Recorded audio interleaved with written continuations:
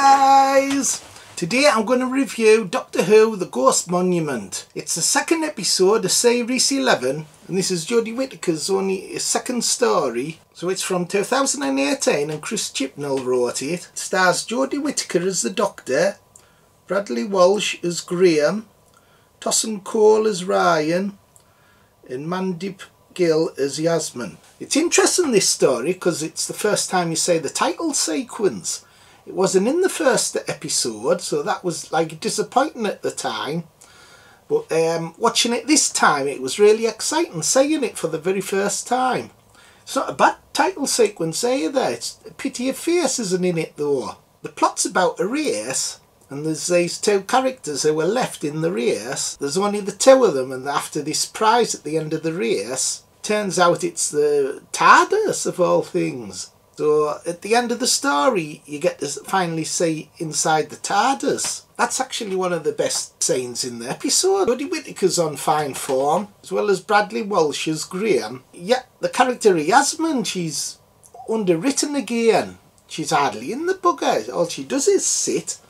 She does a few words of dialogue and that's about it. You wouldn't think she was in it. Bloody hell, was Yasmin in the bugger? Ryan as well. He's alright when he's with Graham and they have a bit of dialogue between each other, but when he's on his own he's a bit of a naff character. The look of this story is excellent. It was actually filmed in South Africa. So you get lots of sun and heat and it makes it very alien looking, the planet. I like it when Doctor Who goes on location. For instance, City of Death, when they went to Paris. And it really worked. It helped that story to become a classic.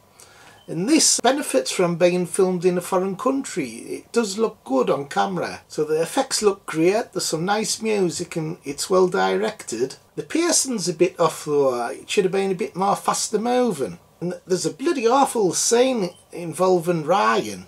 They're in this place and for some reason he picks a gun up and decides he wants to go outside and shoot these androids. So it's totally out of character and he goes outside, shouts them a bit, realises there's too many of them and runs back in.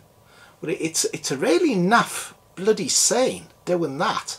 They look bloody soft as shit. Running around with a bloody gun like bloody Rambo.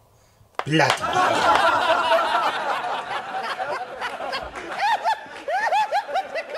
Bloody Chris Chibnall's writing again. He always screws it up somewhere along the lines. It's interesting that the Timeless Child's mentioned as early as a second story. You hear about the Timeless Child and as we all know it's revealed in the second season what that is. Chris Chibnall must have planned it all along. At least I think he planned it, unless he made the bugger up. Also like the bit where Jodie does Venusian karate on this fella. She touches him here and he becomes paralysed, and it's like John Pertwee's Doctor, he did that. So overall there's not much I can really say about this story. It's just a race to get a prize at the end, and there's a bit of an abrupt ending as well where the two incidental characters that are in the race, they get to the end of the race and they tie the prize and then they suddenly vanish, leaving the TARDIS crew on the planet.